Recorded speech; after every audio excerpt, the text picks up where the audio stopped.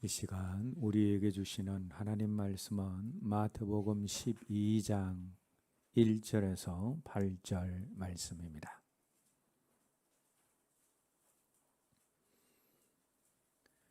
한 목소리로 함께 읽겠습니다.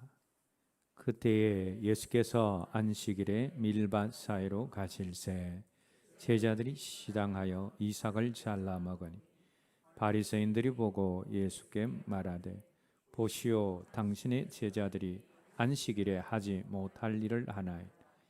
예수께서 이르시되 다윗이 자기와 그 함께한 자들이 시장할 때 한 일을 잃지 못하였나. 그가 하나님의 전에 들어가서 제사장 외에는 자기가 그 함께한 자들이 먹어서는 안 되는 진설병을 먹지 아니하였나. 또 안식일에 제사장들이 성전 안에서 안식을 범하여도 죄가 없음을 너희가 율법에서 읽지 못하였느냐.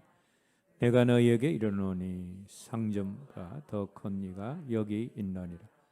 나는 자비를 원하고 제사를 원하지 아니하노라 하신 뜻을 너희가 알았더라면 무죄한 자를 정죄하지 아니하였으리라. 인자는 안식일의 주인이라 하시니라. 아멘. 열차나 또 지하철을 타는 그 선로에 보게 되어지면 무단으로 선로에 진입하면 법규에 의해서 처벌을 받는다라는 그런 안내문을 보게 됩니다. 그런데 어떤 사람이 장난 삼아서 자기 가방을 흔들다가 놓쳐서 가방이 선로에 떨어졌을 경우 자기 가방이라고 해서 자기 마음대로 선로에 들어가서 꺼내면 안 된다라는 뜻입니다. 자, 그러면 술에 취한 사람이 발을 헛디뎌서 선로에 빠진 경우에는 어떻게 해야 합니까? 그 사람을 구하려고 선로에 들어간 것이 처벌 대상입니까? 그렇지 않습니까? 이런 경우에는 법의 정신, 그 법을 만든 취지인 입법 취지를 따져서 판단해야 합니다. 만약 선로에 들어가면 안 된다라는 이유가 선로를 보호하기 위한 것이라면 어떤 경우에도 선로에 들어가서는 안 됩니다. 설령 사람이 빠진 경우라고 해도 자기가 들어가서 빠진 사람을 건져낼 것이 아니라 영무원을 불러야 합니다. 하지만 그런 규정이 만들어진 것이 사람을 보호하기 위한 것이라면 얘기가 다릅니다. 그때는 꾸물거릴 틈 없이 얼른 들어가서 사람을 구해야 합니다. 법보다 법의 취지, 법의 정신이 더 중요하기 때문입니다. 오늘 본문에 보면 예수님과 제자들이 밀밭 사이로 지나갈 때에 제자들이 시장해서 밀이삭을 잘라 먹었습니다. 근데 때마침 그날이 안식일이었습니다. 바리새인들이 그것을 보고는 왜 안식일을 범하느냐고 예수님께 항의를 했습니다. 밀이삭을 자른 것은 곡식을 수확한 것이기 때문에 안식일에는 곡식을 수확하는 일을 해서는 안 된다라는 안식일 규정에 위배되었기 때문입니다. 지금은 그렇지 않지만 예전 시골에서는 참외서리나 또 수박서리가 범죄 행위가 아니라 아이들의 놀이 문화로 인식되던 때가 있었습니다. 그래서 웬만큼 서리를 해도 주인에게 혼만 나지 그 일 때문에 경찰서에 잡혀가거나 교도소에 들어가는 일이 없었습니다. 그런데 옛날에 이스라엘의 관습은 이보다 더 관대했습니다. 신명기 23장 24절에서 25절 말씀 함께 읽겠습니다. 내 이웃의 포도원에 들어갈 때 마음대로 그 포도를 배불리 먹어도 되느니라. 그러나 그릇에 담지는 말 것이요. 내 이웃의 곡식밭에 들어갈 때는 내가 손으로 그 이삭을 따도 되느니라. 그러나 내 이웃의 곡식밭에 낯을 대지는 말지니라. 이 말씀에 의하면 이스라엘에서는 배가 고프면 남의 포도원에서도 얼마든지 포도를 따먹을 수 있습니다. 단 그릇에 담아서 나올 수는 없습니다. 또 다른 사람 소유의 곡식이라도 얼마든지 이삭을 잘라서 먹을 수 있습니다. 단 낫을 대고 이삭을 베는 것이 아니라 손으로 비벼 먹여야 했습니다.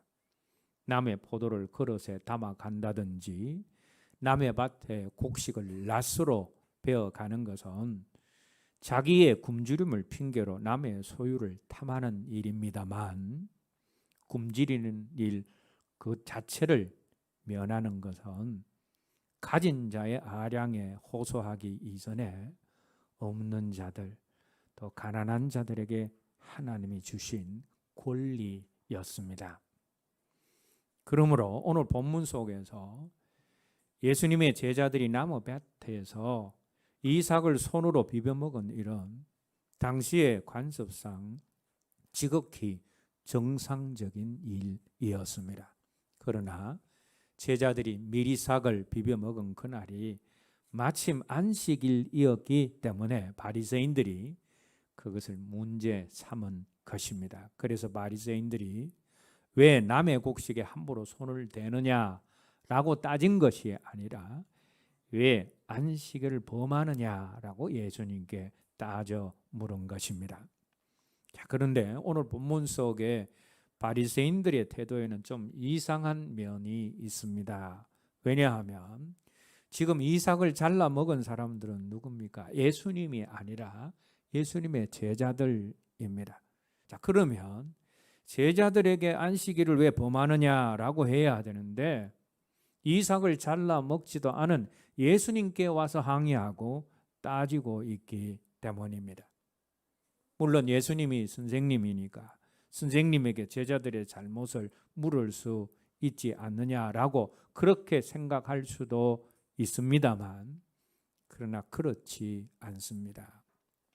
당시 예수님의 제자들은 6, 7살 된 어린아이들이 아니었습니다. 유대인들은 13세가 되어지면 율법에 대해서는 스스로 책임져야 된다라고 생각을 했습니다. 그러므로 13세 이상이 된 사람들이 율법을 범했으면 율법을 범한 그 사람이 책임을 져야 합니다. 그런데 왜 바리새인들이 예수님께 와서 따졌습니까? 책임을 져야 한다면 제자들이 져야 되는데 왜 예수님께 와서 따졌습니까? 할 수만 있으면 예수님을 걸고 넘어가려는 불순한 의도가 있었기 때문입니다. 이렇게 불순한 의도를 가지고 안식일에 왜 곡식을 비벼 먹어서 안식일을 범하느냐라고 따지는 이 바리새인들에게 예수님은 두 가지 예를 드시면서 안식일 자체보다 더 중요한 것은 안식일의 정신이다라는 것을 강조하셨습니다. 첫 번째 예가 오늘 보면 3, 4절 말씀에 나오는 다윗 일행이 사울 왕에게 쫓길 때 제사장들만이 먹을 수 있는 진설병을 먹은 경우의 예입니다. 또 다른 예는 오늘 보면 5절 말씀에 나오는 안식일에도 쉬지 않고 일하는 제사장의 예입니다. 주님이 두 번째로 예를 드신 안식일에도 쉬지 않고 일하는 제사장의 예는 안식일을 범하는 것을 단지 안식일에 일을 했느냐 하지 않았느냐로 결정해서는 안 된다라는 것을 강조하신 예입니다. 구약 시대나 주님 당시 시대나 안식일을 지키는 대표적인 모습은 일을 하지 않고 쉬는 것입니다. 그런데 성전에서 봉사하는 제사장들은 안식일에도 일을 합니다. 그렇다고 해서 제사장들을 가르쳐서 안식일을 범했다라고 하는 사람은 없습니다.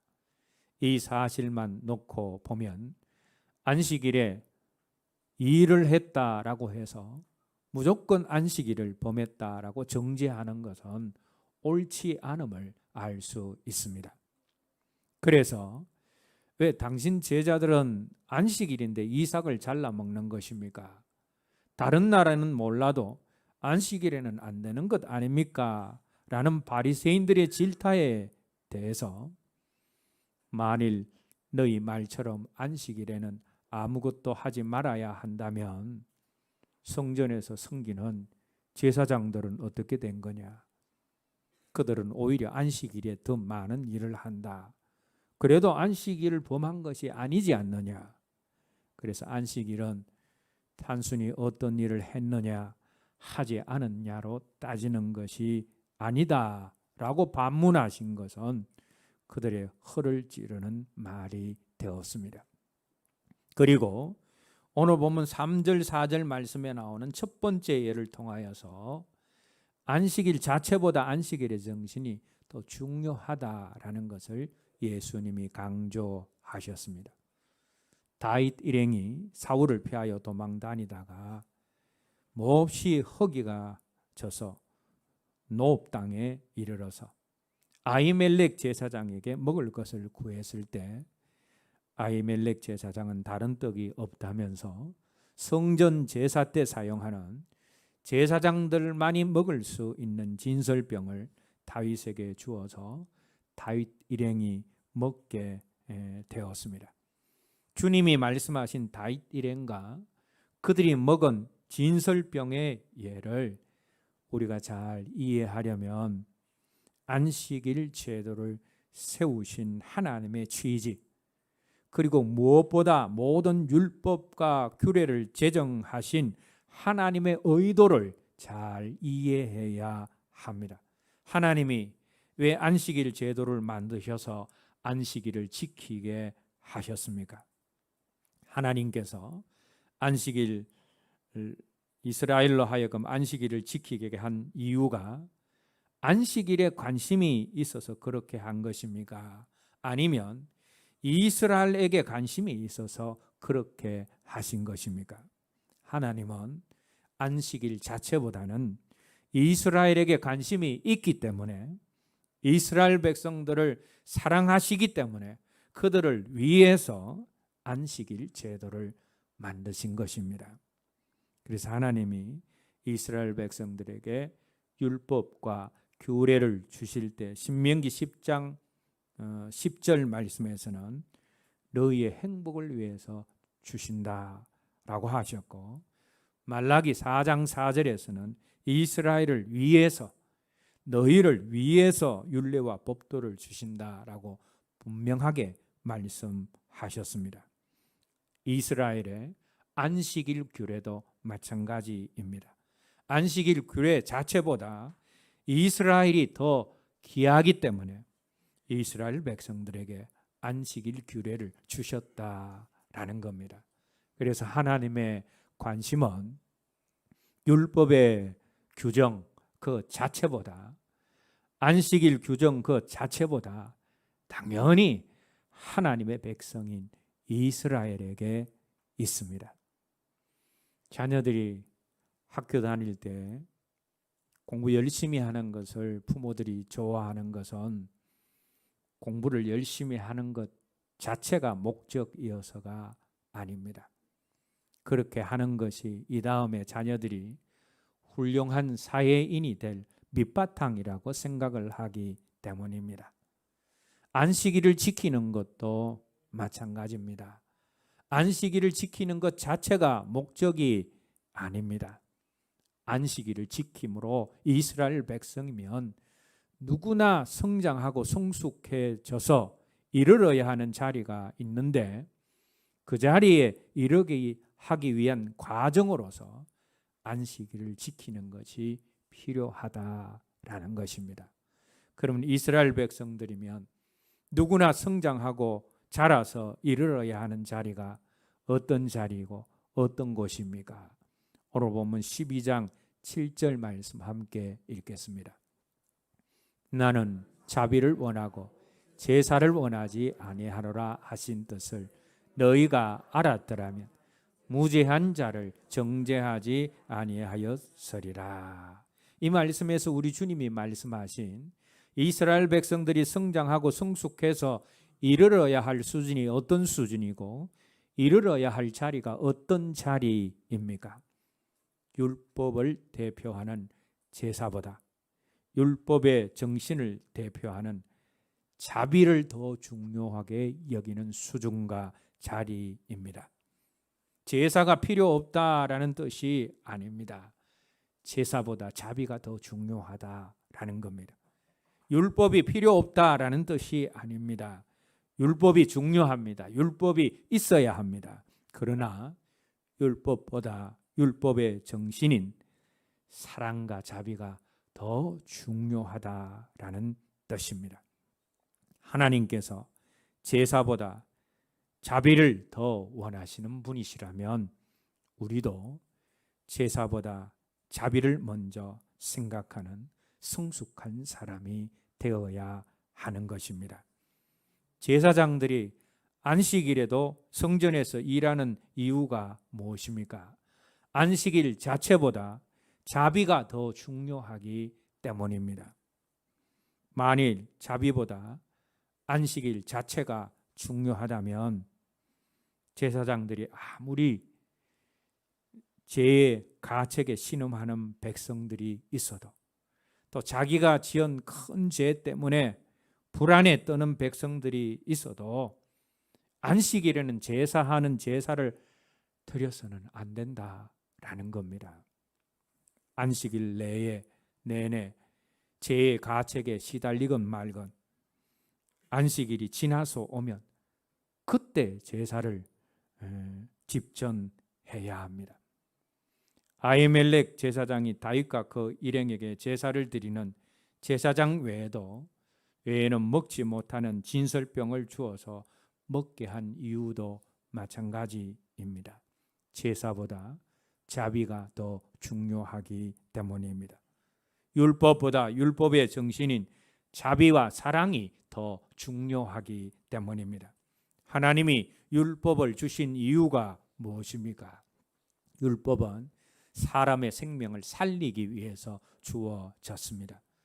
하나님이 이스라엘 백성들에게 율법을 주신 것은 다른 사람을 미워하거나 욕심을 부림으로 남을 해치거나 나쁜 짓을 하지 말고 사랑하도록 하기 위해서 율법을 주셨습니다.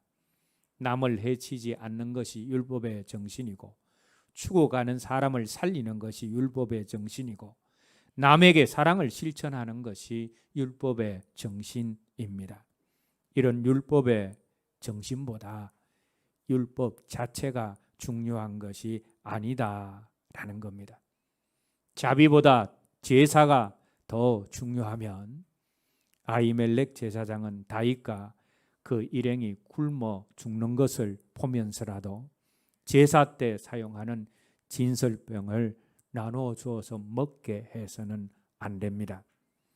바리새인들이 예수님의 제자들이 이삭을 먹은 것을 놓고 안식일을 범했다라고 정죄한 이유가 무엇입니까? 다른 이유가 아닙니다.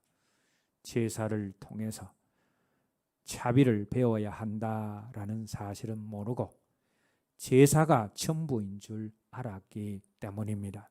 안식일 준수를 통하여서 자비를 배워야 한다라는 사실을 모르고 안식일을 지키는 것이 전부인 줄 알았기 때문입니다. 율법을 통하여서 율법의 정신인 의와 인과 신을 배워야 한다라는 것을 모르고 율법이 전부인 줄 알았기 때문입니다.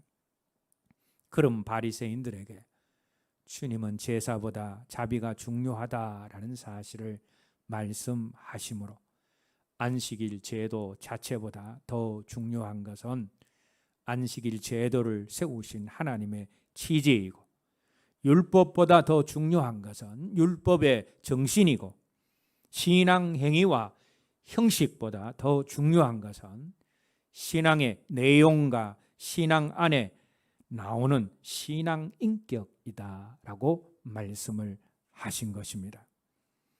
나중에 바리새인들은, 오늘 본문 속에 나오는 이 바리새인들은 이와 비슷한 문제 때문에 우리 주님으로부터 준엄한 심판의 말씀을 듣습니다. 그 말씀이 어떤 말씀이냐 하면, 너희들이 작은 텃밭에 심은 박하와 해향의 11조를 드리면서 율법을 작은 것이라도 지키려고 하지만 그보다 더 중요한 율법의 정신인 의와 인과 신은 버렸다. 그런 너희에게 화가 있을 것이다. 그런 너희는 지옥 판결을 피할 수 없다라는 주님의 무섭고도 준엄한 심판의 말씀을 듣게 되어집니다. 그들이 왜 이런 무서운 심판의 말씀을 들었습니까? 율법의 정신인 의와 인과 신, 의와 사랑과 변함없는 신실한 믿음이라는 신앙에서 나와야 하는 신앙 인격은 무시한 채 텃밭에서 조금씩 기르는 나물에 대해서도 11조로 내어야 한다라는 신앙 행위만을 강조하고 있었기 때문입니다. 율법보다 율법의 정신이 더 중요한데, 율법의 정신은 온데간데 없고 자꾸 율법만 강조하고 있다라는 겁니다. 그래서 그들이 주님으로부터 준엄한 심판의 말씀을 들은 것입니다. 예전에 영재들이 모여 있는 특목고등학교에서 참고서나 교과서나 또 수업 시간에 필기한 노트들을 잃어버린 아이들이 많다라는 이야기를 들었습니다. 그런데 그런 일들이 유독 시험 기간에 집중되어서 일어난다라는 겁니다. 그런데 그렇게 하는 이유들이 더욱 기가 찼습니다. 공부할 책이 없어서 남의 것을 가져가는 것이 아니라 자기가 공부하는 것으로는 마음이 놓이지 않으니까 다른 학생들이 공부하지 못하도록 일부러 책이나 노트를 집어간다라는 것입니다. 여러분, 특목고 아이들이라면 상당히 똑똑한 머리 좋은 아이들 아닙니까? 그런데 만약 이런 아이들이 나중에 단지 남보다 성적이 좋고 공부를 잘한다라는 이유로 의사가 되어서 사람의 생명을 다루기도 하고, 판사가 되어서 법을 논하고, 정치인이 되어서 정치를 만지면 이 나라, 이 사회가 어떻게 될 것 같습니까? 생각만 해도 소름이 끼치지 않습니까? 집에서 부모들이 아이들에게 공부 열심히 해라라고 말하는 것은 공부 열심히 해서 훌륭한 사람이 되라라는 뜻입니다. 조금만 의식이 있는 부모라면 공부 열심히 해서 너 혼자 잘 먹고 잘 살아라라는 그런 의미로 공부 열심히 해라라고 하지 않을 것입니다. 장차 훌륭한 사람이 되어서 사회와 나라와 나아가서는 인류에 이바지하는 사람이 되라라는 그런 의미로 공부 열심히 하라라고 할 것입니다. 공부해서 훌륭한 사람이 되는 것, 그것이 공부하는 목적과 이유라면, 그러면 공부를 잘할수록 무엇도 함께 성장하고 자라가야 됩니까? 인격도 성장하고 자라가야 합니다. 그렇게 되려면 학교 교육이 지식 습득에만 치우치는 교육이 아니라 아이들의 성품과 인격까지도 함양시키는 전인적인 교육이 되어야 합니다.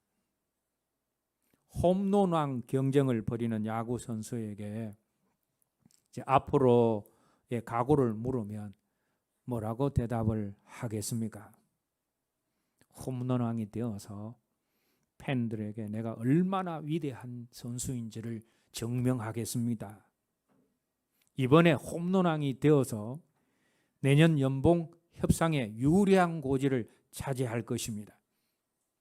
이번에 홈런왕이 되어서 나를 무시하는 감독의 코를 납작하게 만들겠습니다. 라고 말하는 사람들은 없습니다. 다들 어떻게 이야기를 합니까? 마음을 비웠습니다. 나 자신과의 싸움을 계속할 것입니다. 최선을 다해서 팬들의 기대에 부응하겠습니다. 라는 등등 남듣기에 좋은 인격적인 말을 하지 않겠습니까? 신체 능력을 가능하는 운동선수들도 경기력이 일정 수준을 넘었으면 그들에게 그와 걸맞는 인격이 요구되어진다라고 생각하기 때문입니다. 하물며 공부는 더 그렇습니다. 공부의 열매는 남보다 얼마만큼 더 많이 아느냐라고 따질 것이 아니라 그 배우고 익힌 것과 더불어 얼마나 더 인격적인 사람이 되었느냐로 공부의 열매를 따져야 합니다. 자, 그러면 우리의 신앙은 어떠해야 합니까? 여러분, 우리의 신앙은 더더욱 우리 신앙의 인격과 연결되어야 합니다. 공부가 인격과 연결되어야 한다면 우리 신앙은 더더욱 신앙의 인격과 연결되어야 한다라는 겁니다. 운동과 공부보다 훨씬 더 중요한 신앙생활을 하면서 그 신앙이 신앙 인격으로 연결되지 않는다면 심각한 일이 벌어질 수 있습니다. 운동만 잘하고 인격은 개차반인 운동선수 문제지요? 공부는 잘하지만 인격과 인성이 더러운 아이들, 더러운 사람들 문제입니다. 그런데 여러분, 이들보다 더 문제고 더 위험한 사람이 어떤 사람이냐? 신앙 행위만 몸에 배고 의와 인과 신, 거룩과 사랑과 신실함과 같은 신앙 인격이 자라지 않는 사람들입니다. 이 사람들이 훨씬 더 위험한 사람들이 될 수 있습니다. 헌금을 드리고 예배하고 기도하고 말씀을 읽고 구역 모임을 통해서 교제하고 교회에 와서는 헌신하고 봉사하는 열심히 있는 신앙 행위는 우리의 신앙에 꼭 필요하고 또 중요합니다. 우리의 신앙에 신앙적인 행위가 반드시 있어야 합니다. 우리 주님이 작은 텃밭에서 가꾼 박하와 해양과 건채의 11조를 드리는 바리새인들에게 이것도 행하고 저것도 버리지 말라 하시면서 11조라는 신앙 행위도 있어야 하고 더불어 신앙의 정신인 의와 신과 인도 있어야 한다라고 말씀하셨기 때문입니다. 그러나 신앙 행위보다 더 중요한 것은 말씀으로 다듬어진 인격이고 기도로 다듬어진 인격이고 위대하고 놀라우신 예수의 영인 성령으로 변화된 신실하고 거룩하고 자비롭고 사랑이 풍성한 신앙 인격입니다.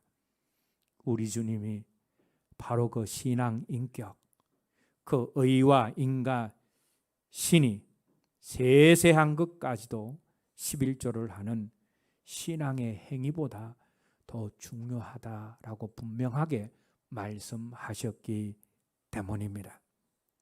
오늘도 우리 주님은 예배와 기도와 헌신과 봉사에 열심을 내지만 집에서, 직장에서, 사업장에서, 심지어는 교회 안에서도 자기 기분에 따라서 얼굴을 붉히고 소리를 지르고 아무것도 아닌 작은 일에 크게 분노를 발하고 자기 의를 가지고 다른 사람을 비판하고 정죄하고 마음의 쓴뿌리, 마음에 맺혀 있는 것을 쉽게 풀지 않고 오랫동안 마음에 간직하는 사람들, 교회의 덕보다 자기 자존심을 먼저 생각하고 자기 이익 때문에 신앙과 주님을 희생시키고 이기적인 마음, 자기중심적인 마음, 거역하는 마음, 조속으로 변하는 마음, 하나님이 기뻐하시지 않는 마음을 가지고 지속적으로 살아가는 사람들을 향하여서 주님이 무슨 말씀을 하시겠습니까? 신앙행위는 있지만 신앙행위가 신앙 인격이 없는 바리새인들에게 하신 말씀을 똑같이 하실 것입니다. 너희들이 율법을 지키려고 하지만 더 중요한 율법의 정신인 의와 인과 신은 버렸다. 그런 너희들에게 화가 있을 것이고 그런 너희가 어떻게 지옥 판결을 피하겠느냐 하면서 바리새인들에게 하셨던 준엄한 심판의 말씀을 신앙의 행위만 있고 신앙의 인격이 없는 사람들에게 똑같이 하실 것입니다. 그러므로 신앙의 형식보다 중요한 것은 신앙의 내용입니다. 신앙의 행위보다 더 중요한 것은 신앙의 인격입니다. 신앙의 내용이 없고 형식만 있는 신앙은 껍데기 신앙이고 신앙의 인격이 수반되지 않는 신앙 행위는 회개해야 하는 죽은 행실일 수 있습니다. 그래서 내 안에 신앙 인격이 갖추어지지 못한 사람은 하와 저주와 지옥 판결을 선포하시는 주님의 말씀 앞에서 두렵고 떨리는 마음이 있어야 합니다. 3개 제1교회에서 이곳 사랑빛 교회로 내려올 때에 성령님께서 우리 공동체에 주신 말씀이 무엇인가 하면 그곳에서 가지고 있었던 못된 모습, 못된 성품, 비뚤어진 신앙 인격은 다 버리고 내려가라 그렇게 말씀하셨습니다. 그런데 여러분 이 말씀은 어떤 특정한 사람들에게 주신 말씀이 아닙니다. 저와 여러분 우리 모두에게 성령님이 주신 말씀입니다. 그런데 여러분 어떻습니까? 하나님이 기뻐하시지 않는 모난 성품, 모난 인격, 비뚤어진 성품 그곳에 다 버리고 오셨습니까? 자기 고집, 자기 주장, 자기의 다 버리고 오셨습니까? 아니면 보따리에 다 사가지고 와서 상황과 환경을 핑계하면서 시시때때로 하나씩 풀어서 꺼내고 있지는 않습니까? 성령님이 버리고 오라고 하셨는데 내가 그것을 싸들고 와서 하나씩 풀어내고 있었다면 지금까지 풀어내었던 것을 다시 담으십시오. 그리고 그것을 이제라도 던져 버리십시오. 이것은 제가 하는 말이 아니라 성령님의 말씀이며 성령님의 명령입니다. 악하고 못된 것들은 성령의 불로 태워 버리십시오. 그리고 그 죄를 음부로 날려 버리십시오. 그래서 하나님이 우리에게 허락하신 땅에 세워질 새 성전으로 우리가 들어갈 때는 우리 모두가 주님의 거룩하고 정결한 신부된 모습, 죄와 세상과 사단을 이기는 강한 용사된 모습으로 들어가게 되기를 바랍니다. 오늘 예배드리는 저와 여러분 모두가 신앙의 연수가 늘어갈수록 외면적인 신앙 행위의 변화뿐 아니라 내면적인 신앙 인격의 변화가 함께 있는 균형 잡힌 성숙한 믿음의 사람들이 되어서 마지막 때 주님으로부터 준엄한 심판의 선언을 받는 사람들이 아니라 주님으로부터 우리의 신앙 행위와 더불어서 우리의 신앙 인격까지 칭찬받는 사람들이 되어지기를 주님의 이름으로 기원합니다. 찬송 부르신 후에 오늘 들은 말씀 가지고 기도하겠습니다.